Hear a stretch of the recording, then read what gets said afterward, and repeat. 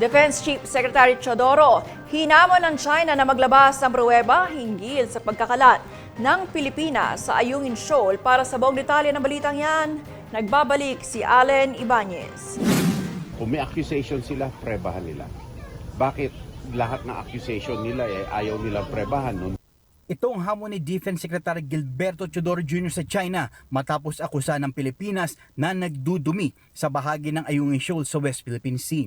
Sa video kasi na inilabas ng Chinese Embassy, ipinakita ang umano'y pagtatapon ng basura ng mga sundalong nanlalagi sa BRP Sierra Madre. Bukod sa mga sundalo, may inilabas din na video ang embahada na nagpapakita ng isang barko ng Philippine Coast Guard na nagtatapon ng barrel-shaped objects. Ayon kay Teodoro, magaling lang mag-akusa ang China at hindi nito kayang patunayan ang kanilang mga ibinibintang.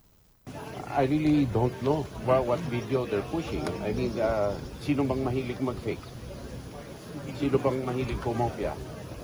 Kasunod nito, binweltahan din ng kalihim ang pagbabatikos ng China sa nagpapatuloy na balikatan exercise na hindi Pilipinas ang naglalaro ng apoy, kundi sila. Sino bang pinakamalaking magpagawa ng paputok dito sa buong mundo kung hindi sila? Hindi ba sa kanila inimbento yung fireworks tapos sasabihin playing with fire tayo? Ano sila, hilo? Mula sa Campo Aguinaldo, ako si Allen Ibanez, nag-uulat.